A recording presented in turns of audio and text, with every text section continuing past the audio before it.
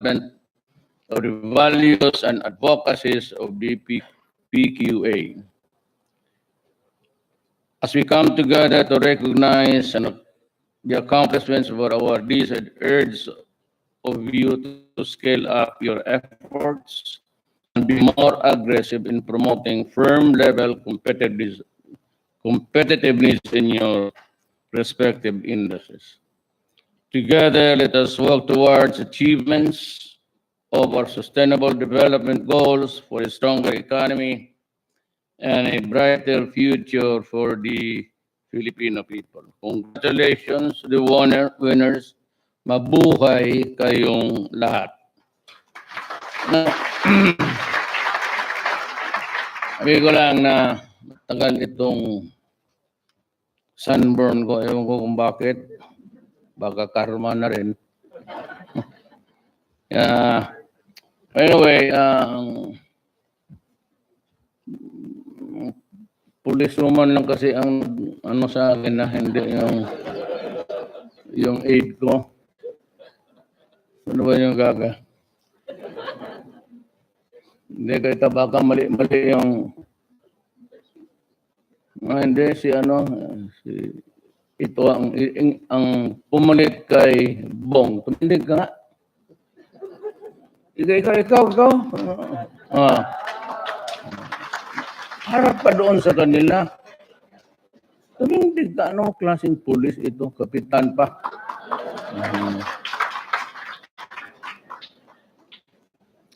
Alam mo, despite or in spite of the excellence of the Philippines in almost all fields, basta Pilipino ang pumasok, mahusay talaga. The values, the basic fundamentals are there.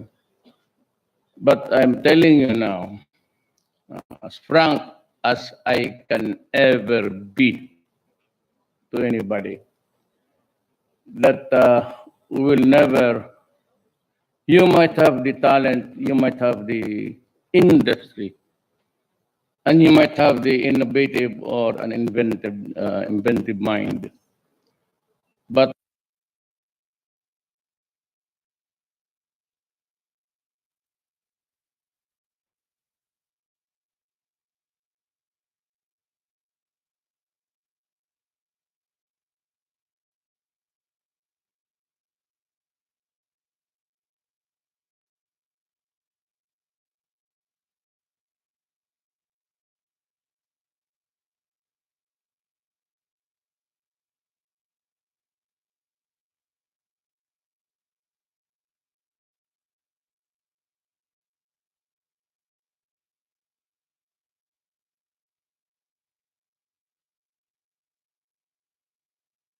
oil. In a few years, Indonesia was able to struck it. Malaysia, others, and Brunei, aplenty. Ang problema, ang Philippines, wala. And if you try just to move your to right, up and down,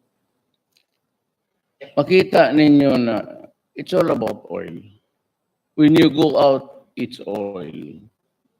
The roads that you travel on is oil. The buildings, lahat ito kasi is a product of machines, product of inventions. Modern machines, robotics and all. But this cannot really be possible without oil. Because oil is the source. And of course, the sun and others, but wind power. They cannot sustain an economic movement to reach our desired potential. Wala tayo eh. And so that every time there is an increase of oil, talagang you just count by hours and there you are. The oil firms pumping stations would announce an increase. The prices, it's because there's more oil, or at least the prices are being controlled, at least cheaper. And then this is what happened now because one is we don't have it. Second is we import it, and it's about I don't know how it would eat into our gross domestic product, how it would affect impact on the economy. Wala tayo niyan eh. And so we have Indonesia has about they can increase, maintain the prices kasi may reserva sila. So with Malaysia, Indonesia, and the Middle East, there I said, wash with oil. Tayo timpla-timpla lang. And so I'm not saying that we are not responsible for the inflation because when you are here, you swallow everything. Sa panahon mo, it's not because we are lacking or there's a dearth of talent in government. I have assembled all of the talents available, low-key but brilliant minds. All of them are, pati itong kaharap kong si Atty. Kitan, Undersecretary, they're all valedictorians. Kababata kami niyan. So is Dominguez. Na-expelled kasi ako sa Taneo, lumipat ako sa eskwelahan ni Willie. And Melchor was Kitain. He was the valedictorian. Then I got expelled again. I went to Digos. And Digos, munisipyo pa yan. And I finally graduated after 7 years. Doresa was the valedictorian. And you're all with me. Tugadi, the valedictorian of our class at law school. Lahat yan sila puro valedictorian. Yung ba namang inflation na yan kung sa mga utak na hindi kaya, hindi talaga kaya eh.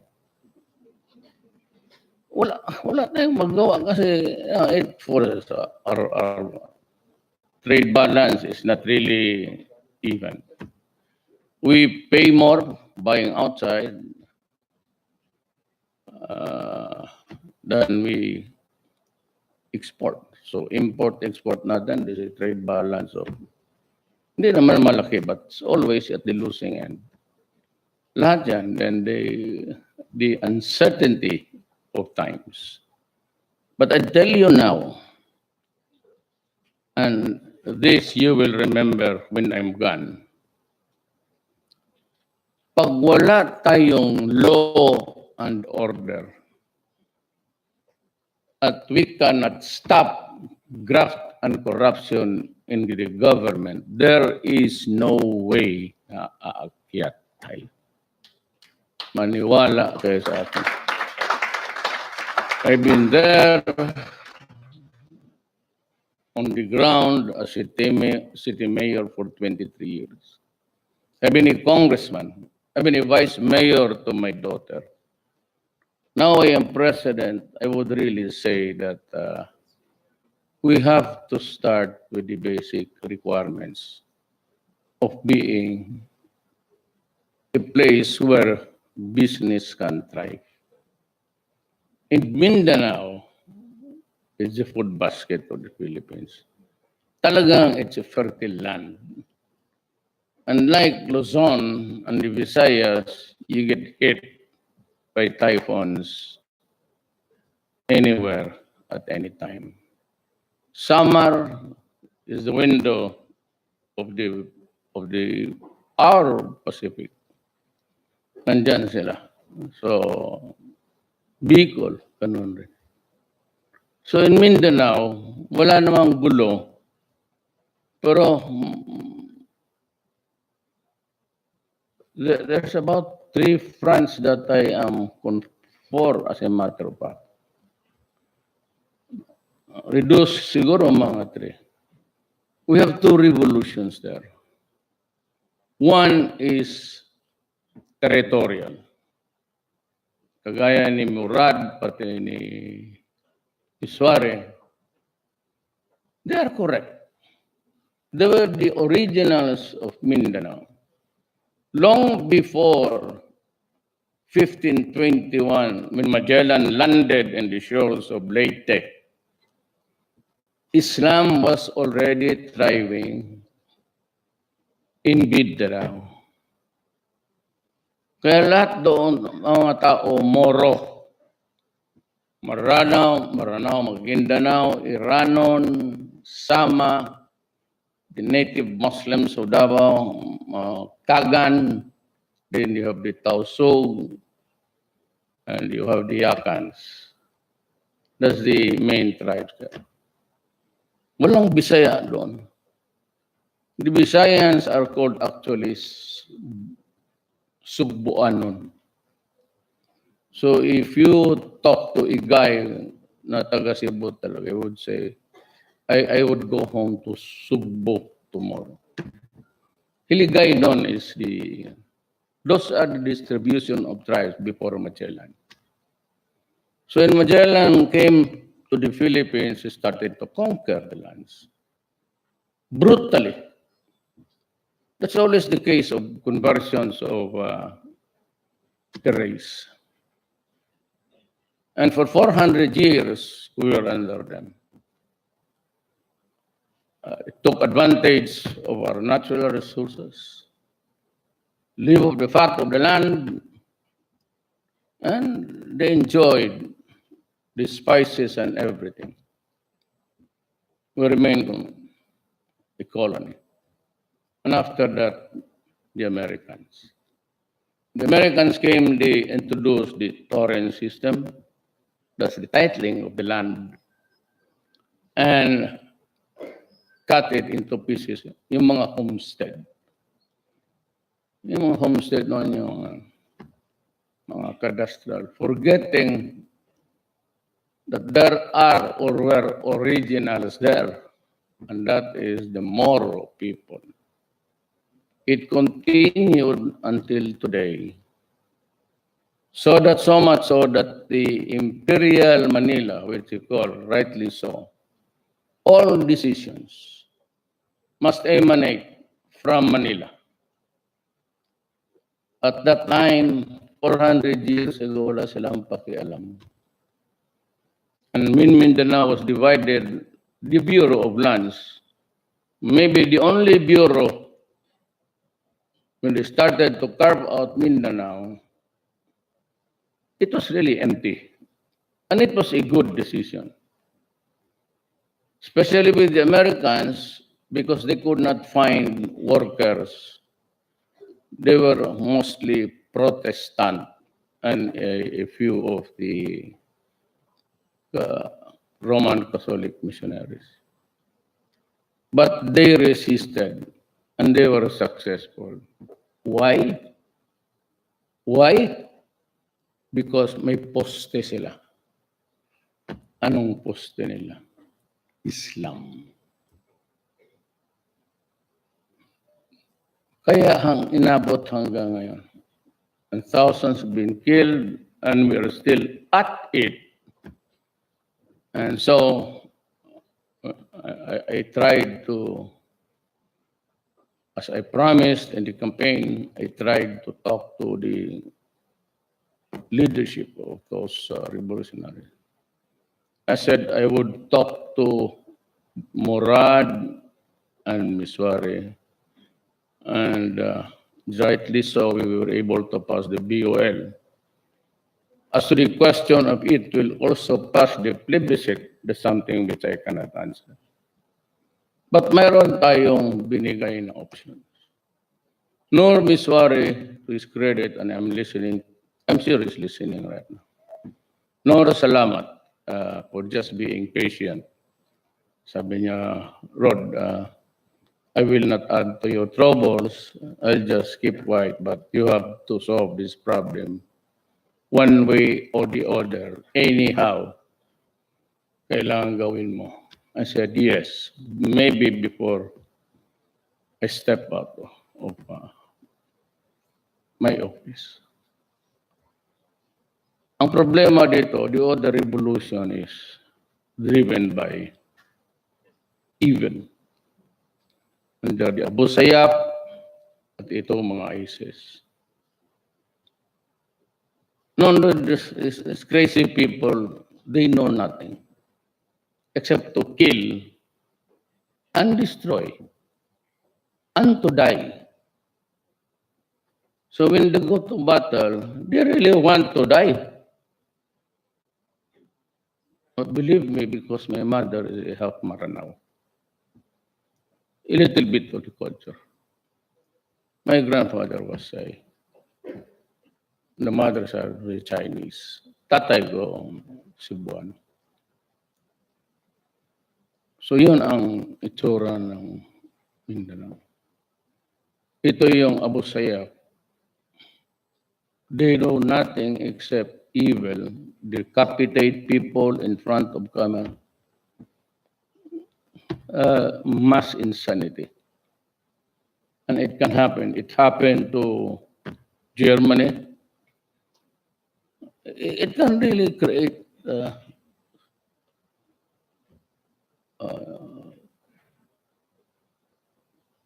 you off your rockers lahat. And there's the drug front. It's putting everyone on the world today on the edge. And for you guys who have been to America and other countries, look at America now. When they were really criticizing me, I said, well, just maybe lay off for a few more years. And to your chagrin, you will realize that the horror will visit your country. And it cannot be stopped anymore. I really don't know how they would do it. For as long as America can stays like libertarians and human rights and everything, they cannot solve the problem. It's a contagion is almost pandemic in Europe. Now they have legalized marijuana. I said it yesterday. It's now okay in America. Actually, that is surrender. Medicinal, a lot of even itong mga deadly jellyfish and the plants in our forest and all, they extract the cures about cancer and everything. But when it is for recreation, eventually you loosen it. I would agree with them if were it not for my experience as a mayor. Even marijuana, you will go into hallucinations and eventually. Noon pa yung raping women, killing people. Ang problema nitong human rights,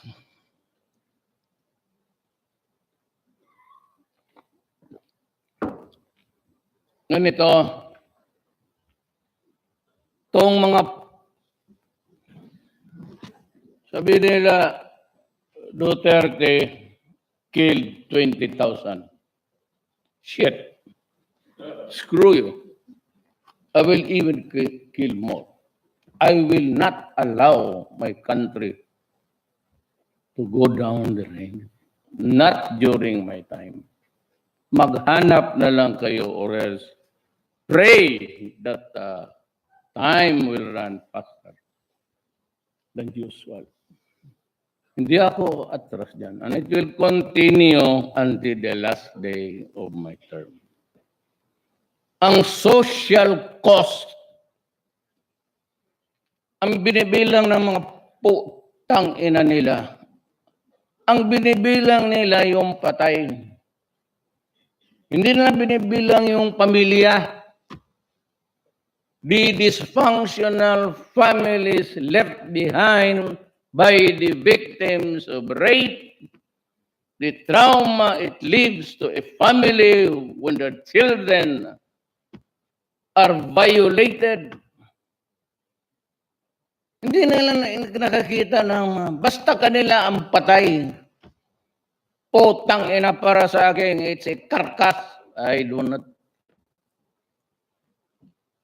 Human body, you're just a carcass. It's what you are doing to your fellow men. Sino bang gustong pumatay ng Pilipino? Would you think sabi nila, we enjoy in killing people? Is that we are here for? But you put my country in jeopardy. Talagang yayariin kita. Make no mistake about it. I do not hide it.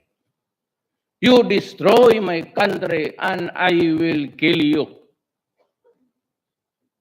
You destroy the young, our only asset in this world.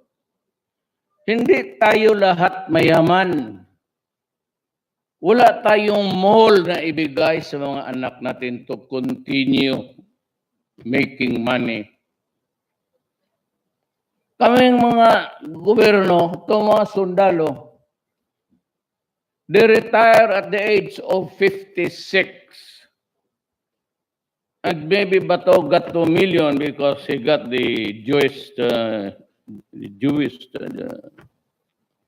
pinakamataas.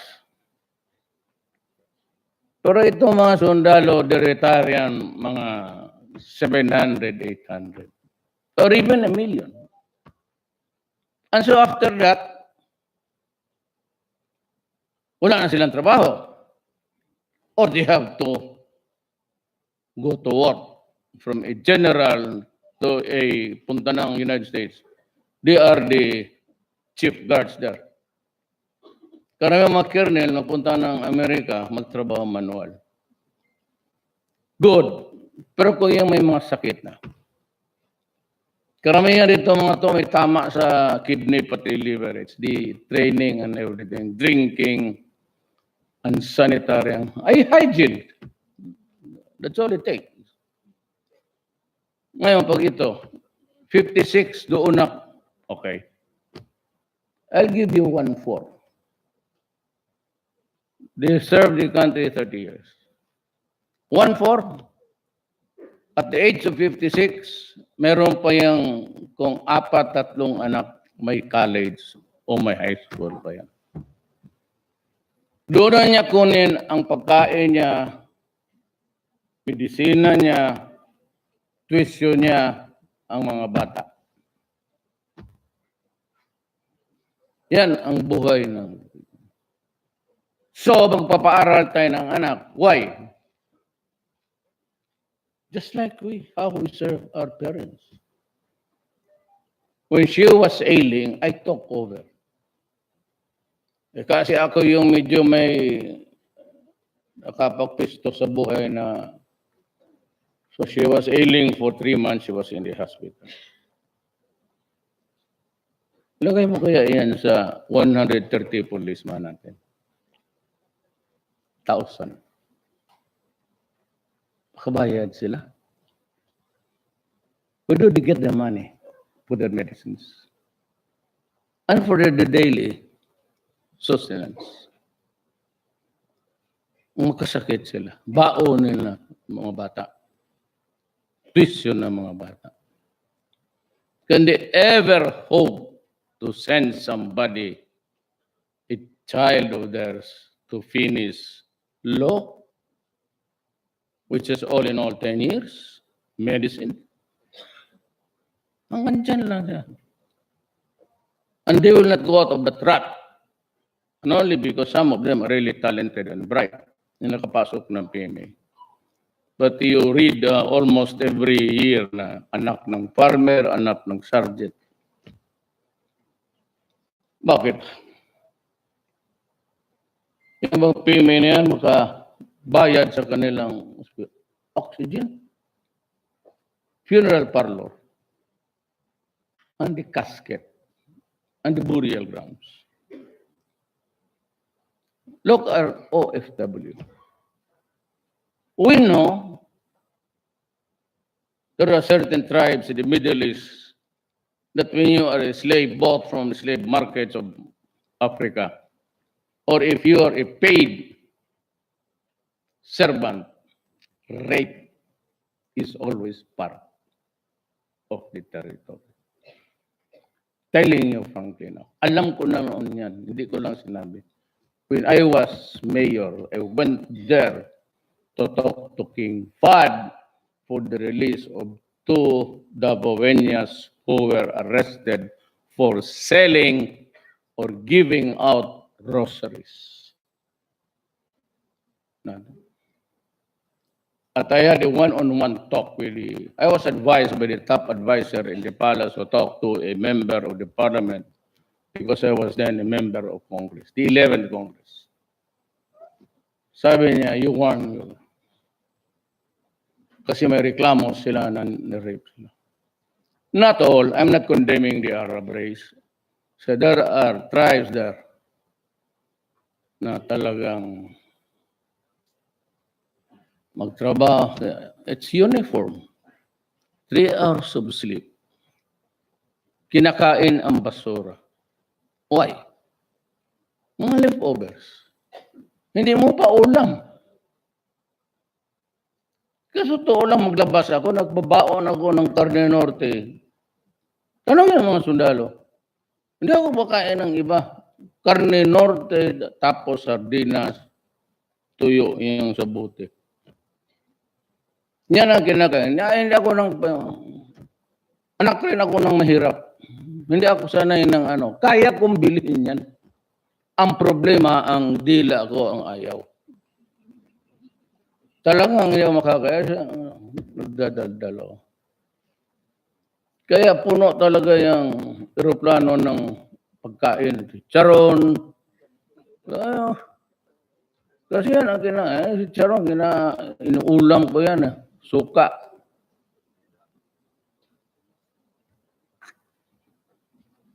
Yan ang istorya ng Pilipino. Hindi kayo nagkakaintindihan dito. And they endure rape, human degradation, lahat na 4, 5 years.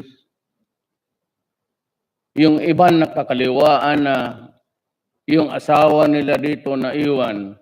You know, when the mother goes out of the house, ever, that house becomes dysfunctional. Pag ang bahay walang nanay, wala talaga. Now, if perchance, ang tatay pati nanay magtrabaho, just leave the children to their siblings rin na matatanda o sa mga pinsan o sa mga kamag-anak, hindi sa mga silingan. Silingan is the Bisaya for neighbor. And they endure that.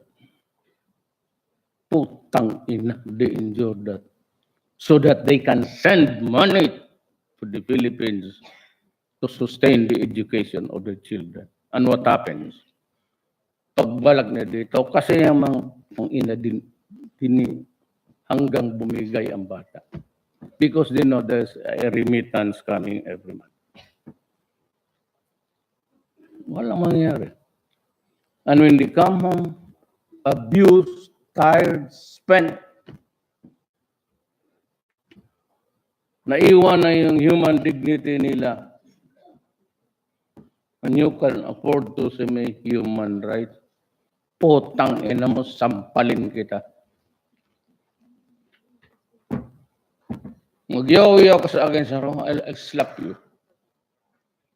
Kaya yung prosecutor, yung maitim na babae, hindi ko nakita. Mark my word, sipain ko yan. In public. Tang-inan. Who are you to summon me to ICC?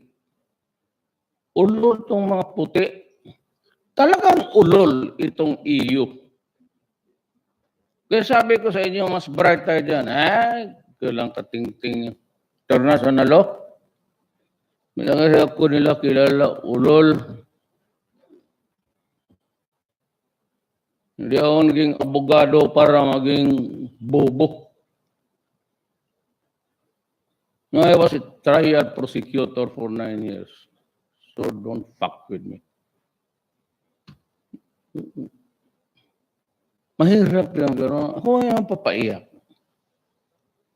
Dahil makita ko yung ano, ito naman yung, pag hinalikan mo patuloy, maligaya na lagi, karaming daldal. Gus-gus. There was a campaign in Davao na lahat ng babae na halikan mo. Oh, so why are you attaching malice to that? You mean to say that if I kiss a woman on the lips, you always think of phallic terms? Ganon ito. You know what's phallic, of course.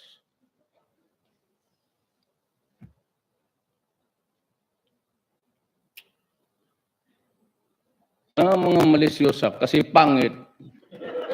Walang lumiligaw, bad breath ba ang mga yawa?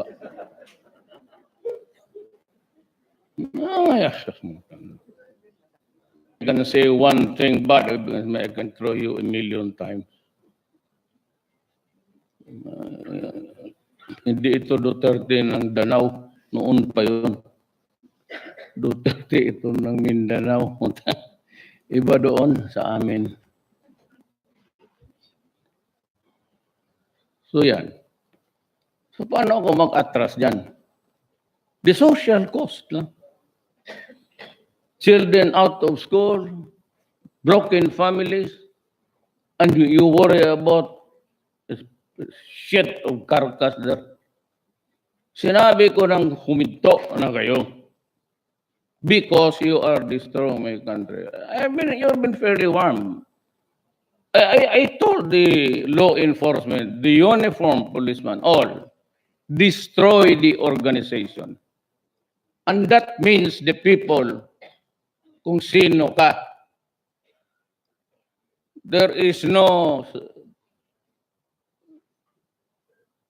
provision in the Bible which says that, but you must be merciful. Let us learn to separate government from the rest of humanity. That is you know what? I'm telling you, I'll reduce my oath of office into 2 sentences.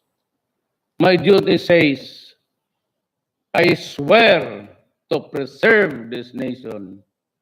Second, I swear to protect the people. Period.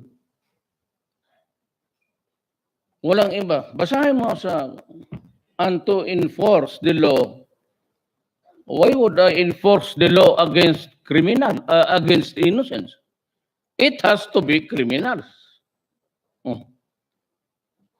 Hindi mo hanap ka ng ibang presidente.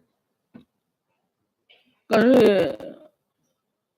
fiscal pala ako, nagpabagdak na yung kaso corruption. Where? Police. Nabibili. Dito sa Maynila, nabibili. Who is nabibili? I told the Supreme Court. There's one judge here, 1,000 cases more. Ni isang conviction, wala. Tangina ka dyan, sarap mong patayin.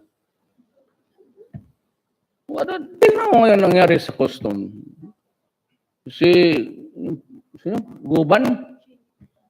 I was dressing up. Was moving around. Kaya hindi mo ganda pagka may tempered. Hayaan mo. You judge me not by the color of my cheek. You judge me by my character. If you like it, fine. If not, we go separate ways. You go to heaven, I go to hell. Simple lang naman yan. It's a matter of choice. Pero not my country. Kasi isa lang ang bayan ko. I cannot afford to play. Hindi ako pwede maybe it could be, maybe it will start to be something like this. I do not have that luxury of choices dito sa trabahong ito. Remember that. Na, bakit nga sinabi ko? Bakit hindi tayo urong? Nandyan yung ease of doing business. Nandiyan ang anti-graft. Nandiyan ang lahat. Ang kulang ang Pilipino. Why? Because you do not assert your right. Alam ninyo, sabihin lang ninyo, you have access to this place 24 hours a day pagka-corruption sa gobyerno. Harapin kita. Now tell me, sinong tao na yun sa gobyerno ang nangingilkil sa'yo nangingi? Tell me who is this guy asking for money extortion. I will call him here. I'll have him arrested. Kasi guban pa na aresto ko. So right after the session, you arrest him. Sabi ni Albayalde, what ground? Just arrest him. Bring him to the NBI. Huwag kayo kasi kayo na-mention kayo dyan sa investigation. Bring him to the NBI. Tawagan mo nga kung aresto na ba? Na-aresto na? Putang ina. Tapos dahil mo doon sa Cavite, ihulog doon sa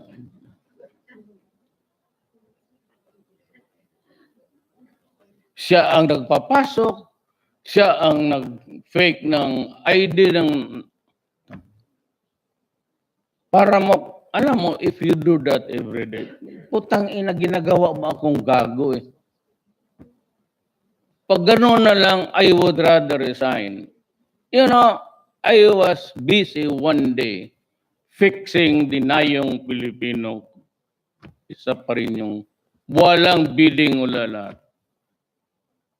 Pagpasok ko dito,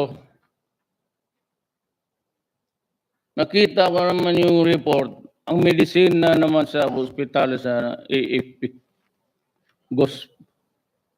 Sabi ko sa military, if your major commanders will stand up now, I am going to resign.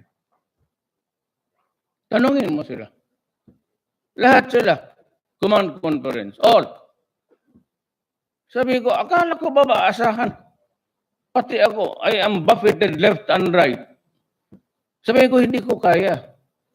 If I go every wrongdoer, I won't have the time even to sit for a shit. Wala akong panahon baski pumunta na magpopo doon sa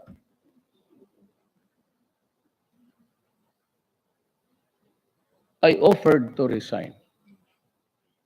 But I will give it to the military because they're going to be trouble and the police will take care that the proper thing or procedure will be followed. Wala man akong if I complete the presidency, kung maawa ang Diyos, would have served government for 40 years.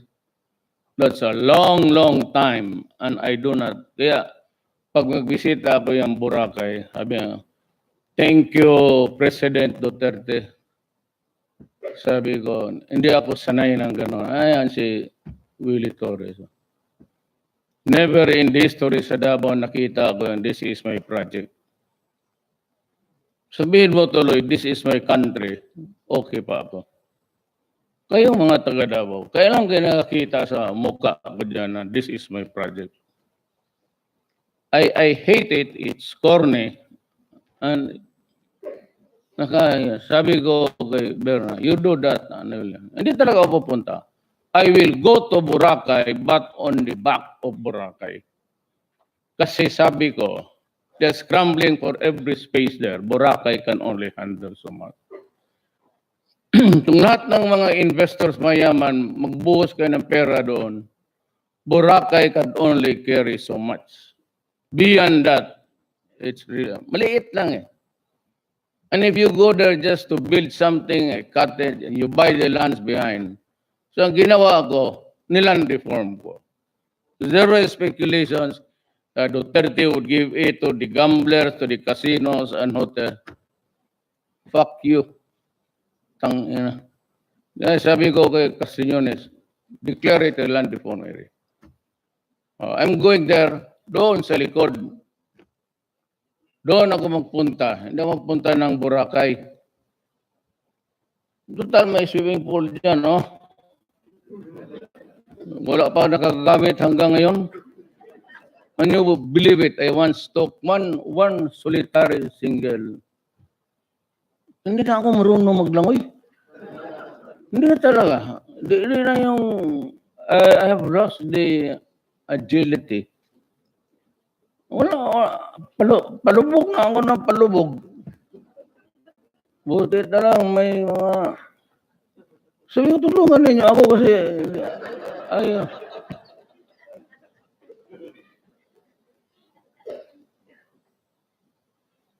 punta na ko kurang. Kaya skip that shit. Kasi para sa akin, hindi matutuo yan. Sabi ko kay Berna, sino ito? Basta yung pangalan ni Berna, hindi ko na ma-pronounce. Puyat. Sabihin mo sa mga tao, don't give a shit. Take it down immediately. I do not need. I have had all the praises and the shouting and the clapping. They do not mean anything to me at all. Pababay-babay lang ako. You call me president, hindi kita sasagutin. Didiretso lang ako. But if you change to mayor, then maybe I would look back. What? You need something? Papakorne? Yes. Nagpapaano? Yes. Ayaw ko lang tawagin ang presidente. Mayor lang. You want that to be an attention giver? Yes. Call me mayor. Hindi kita pansinin ang tawagin mo ako presidente. Corruption. Yan. Parami ko na, yung nayong pili, hinaros ko lahat. Talagang lahat. Lahat. Undersecretary dito, sa itong Malacanang. Sinipa ko. Ang putang ina niya. Lahat wala ako. Yung sa hospital, general, kalimutan pa, tinerminate ko. And I will not hesitate to do it again and again every day. Baski na lang ang trabaho ko. And I told you, hindi ako corrupt ha. I've been all year my life. Magtanong kayo ng taga Davao. Magtanong kayong negosyante. Kung ni minsan naghingi ako baski campaign. Marami akong tinanggihan dito. Kaya nung na-mayor ako, bayad. Bayad kayong lahat. At tama yung desisyon ninyo. Siguro hindi kayo, at least si Braga, pati si Secretary kita, and sigurado ako na Duterte yan. I don't know about the rest. Pero tama talaga kayo. Ito, sabihin ko, yan si Mr. was my city administrator for the longest years. Nag-abot kami sa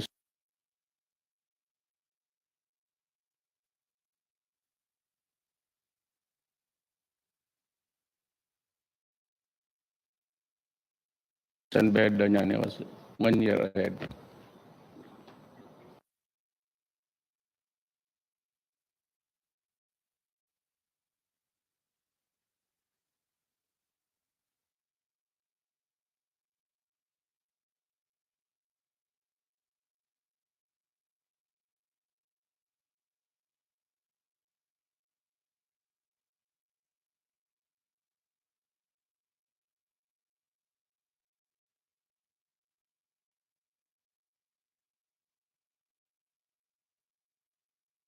Sa totoo naman, we were allied always.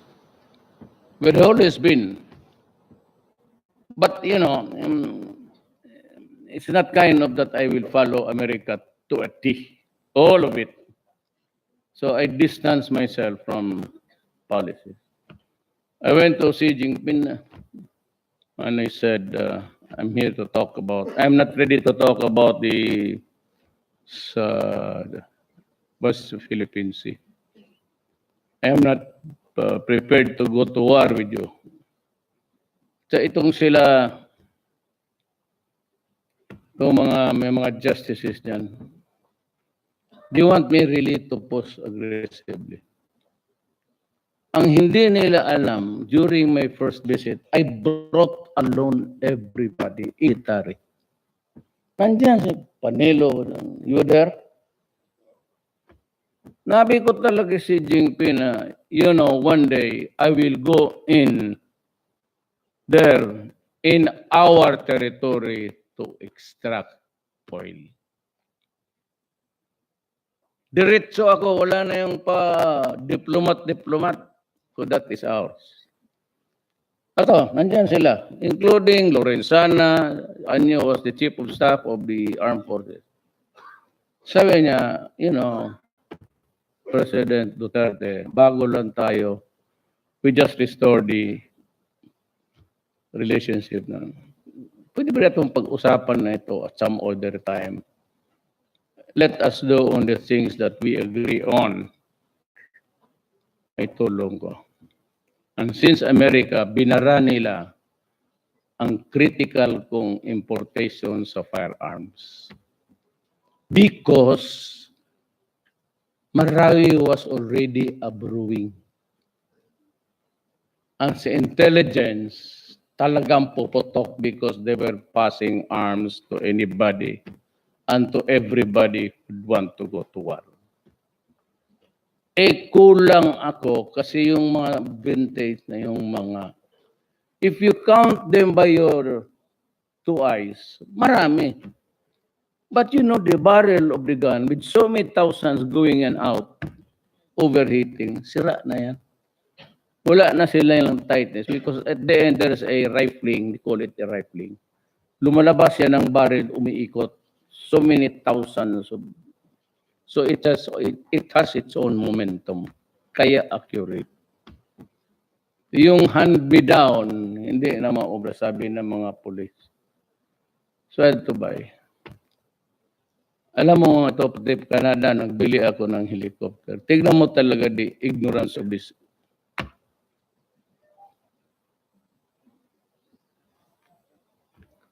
Sabi pa ng Canada, nagawa sila ng bill, but you cannot put arms there on your helicopter.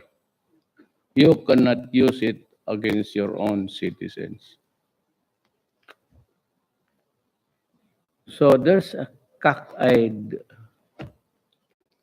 Sabi ko, hoy, Trudeau, kung hindi ka ba bugok, bakit naman ako bibili ng mga ganon kung hindi ko kailangan? My own citizens are revolting, trying to seize power. Ang Abu Sayyaf, inuubos ang sundalo ko. There's a fighting there every day in Mindanao. At itong mga NPA, mga gagong to, they're trying to overthrow the government. Abu Sayyaf is into terrorism. Butit na lang may lal tayo dito sa Murad pati Miswari Group. Anong gawin ko? Ibigay ko yung gobyerno sa NPA? O di sige. Season, umuwi ka na. I will share you. Gusto ng Canada pati ng Amerika. Kaya wala ako magandang masa. Ngayon, Matis Pompeo, the other one, wrote me a letter. In one letter, designed asking me to visit, America. Shit. Sabi ko, there will never be a time that I will go to America. Tapos na ang America. I've seen it. Yung second wife ko, when she got pregnant, OFW yan. Sabi ko, umuwi ka na dito. Pabisita-bisita lang ako noon. Hiwalay na ako sa asawa ko. Of course. Sa bisita-bisita ko, sabi niya, nabuntis raw siya. Ha? Akala ko ba, nagpilis ka? Sabi niya, gago ka pala. Sinong pilis ko? Wala akong lalaki dito. Ikaw lang man. Timingan mo lang talaga. Eh, si Veronica. Sabi ko, uwi na kayo dito. I want to see my daughter. Mahal ko yung mga anak ko. More than life itself. Eh, si Inday, baski anong gawin niya? Wala man akong magawa. Hindi ko man maaway. Yung unseating speaker operating there in Mindanao. Kaya sabi ko, nagalit siya ako, sinabi ko, be careful with Inday. Hindi ko sinasabing be careful because he's nagmamaneuver, gano'n. Si Inday cannot let a statement pass. Humihinga. Kita mong sheriff, binugbog. Yun, sheriff na yun. Ano yan sa yung talagang maldita. Maldita. Pati ako niyan, hindi na ako umik. Never know. Basta ako ano, ay ala, mga konsyal mo yan sila. Naging boss Manila si Inday. Itong dalawang magkatabi. Councilor Braga. Si Boy Kitain. Na boss nila yan. Kung malate ka, sabihin mo niya na, let the record show that councilor, yung kalaban niya, councilor is late by 5 minutes. Sabi ng konsyala, Your Honor, it's only 5 minutes, but still late. Tahimik. Ganon yan. So, free enterprise. I do not accept businessman dito magpag-usap lang. Kaya yung casino, they're still at it. Okay, may franchise lang sabi, it's a contract, to the hell with the contract. I told you I do not want gambling, period. Eh, sabi ko doon sa mga polis, sunugin mo yung hotel niya. May bumbero ba doon? Baka makalat sa ibang hotel eh. Sinabi na, I do not want gambling. Stop it because it's not good. Tama na yan. May sabong yung mga sabongero. Hayaan mo yung mga gagong yan. Wala namang ginawa yan. Pero yung online it will be suppressed. No gambling. Kasi ang gambling kasi, tingnan mo itong Okada. Lahat ng kidnapper, extortionist, mga police, kalawag, mag-kidnap sila dyan lang sa kwarto. Tawagan yung pamilya, ayaw mo mabigay, patayin nila. Kaya ng babae, labas sila sa kwarto. As if nonchalant. Sabi ko, pagka ganon,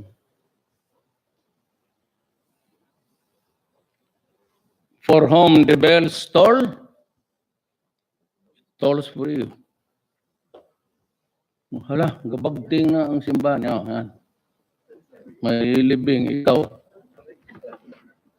So, that's about it. I just want to express my sama ng loob pati. I know that I do not expect that we will all understand each other. There will always be dissent. And the essence of democracy is dissent. Wala man akong pinastop dito. But there are things which are not allowed even in other countries. And when you are a tourist here, you cannot just open your mouth and insult government.